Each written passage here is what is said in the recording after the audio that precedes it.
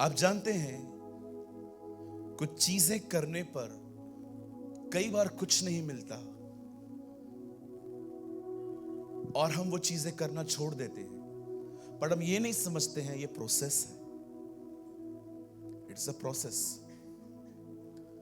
शैतान ने यीशु को कहा मेरे सामने झुक, मैं तुझे सब दूंगा।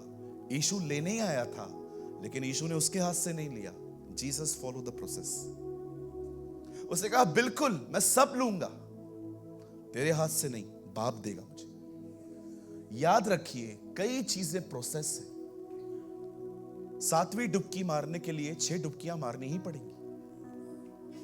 कितने लोग मेरी बात समझ पा रहे हैं? जब प्रभु नामान को कहता है जा एलीशा के द्वारा, जा डुबकियां मार, कितनी मारनी है? 7। 7वीं पे कैसे पहुंचोगे अगर 6 नहीं मारोगे? अगर यीशु कहता है निरंतर प्रार्थना करो, तो प्रभु जो इससे पहले प्रार्थना होगी वो नहीं सुनी जाएगी क्या? बार बार बार बार बार बार क्यों करूं? Understand the process.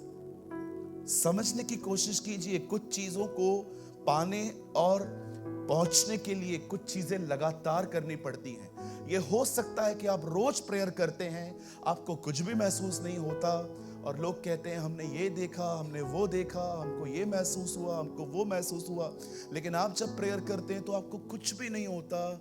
मैं आपको कहना चाहता हूं निराश मत होइए, करते रहिए प्रार्थना, दुआओं में बने रहिए। दुआओं के द्वारा ही एक दिन आप उसकी प्रेजेंस में एंटर करेंगे। प्रार्थना के द्वारा ही। विश्वास कीजिए, भजन संहिता 91 में जाने का रास्ता प्रेयर है।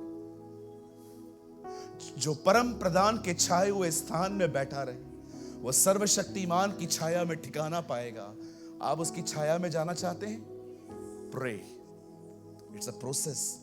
आज कुछ भी महसूस नहीं हो रहा है, कोई बात नहीं, कल आपके लिए प्रभु की उपस्थिति आपसे भी ज्यादा रियल बन जाएगी।